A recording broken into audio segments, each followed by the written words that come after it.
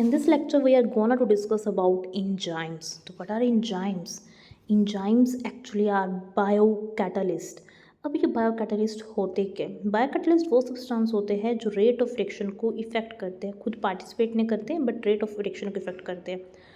इस particular lecture में हम कंपोजिशन, स्ट्रक्चर, प्रॉपर्टीज़ पढ़ेंगे एंजाइम्स की. एंजाइम्स काम कैसे कर रहे हैं, एंजाइम की एक्टिविटी क्या है और कौन कौन से फैक्टर्स हैं जो एंजाइम की एक्टिविटी को क्या करने वाले हैं, इफेक्ट करने वाले हैं.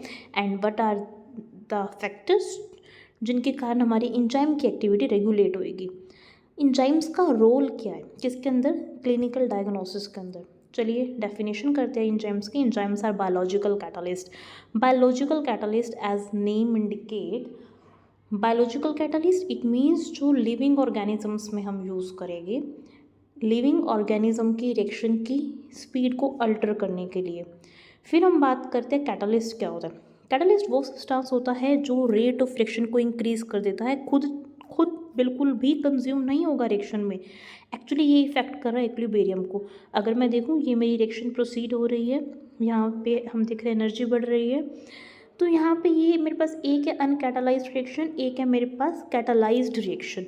कैटालाइज्ड रिएक्शन में जल्दी एक्चुअली हुआ क्या, कैटालिस्ट डालने से एक्टिवेशन एनर्जी कम होगी. अब ये एक्टिवेशन एनर्जी होता क्या, एक्टिवेशन एनर्जी वो मिनिमम अमाउंट ऑफ एनर्जी होती है जो हमें हमारे रिएक्टेंट को प्रोडक्ट में कन्वर्ट करने के लिए चाहिए होती है. हम रिएक्टेंट को कन्वर्ट करने के लिए मिनिमम अमाउंट में जो एनर्जी चाहिए उसको बोलते हैं एक्टिवेशन एनर्जी. कैटालाइज्ड रिएक्शन के लिए एक्टिवेशन एनर्जी कम हो जाती है, जैसे कि हम देख सकते हैं, जिससे हमारी स्पीड ऑफ रिएक्शन बढ़ जाती है. अब जो एंजाइम्स है वो क्या कर रहे हैं, वो रिएक्शन की स्पीड बढ़ा रहे हैं एक्टिवेशन एनर्जी को कम करके. जितनी भी रिएक्शन है हमारी बॉडी में ऑल आर एंजाइमेटिक रिएक्शन, क्योंकि ये कैटालिस्ट की तरह काम कर रहे हैं हमारी बॉडी में, तभी हमने बोला एंजाइम्स को बायोकैटलिस्ट या बायोलॉजिकल कैटलिस्ट. अब हम बात करेंगे एंजाइम्स की प्रॉपर्टीज़ की, जो कि इंपॉर्टेंट पॉइंट है नीट के लिए एंड अदर एग्जाम्स के लिए लाइक CSIR, गेट.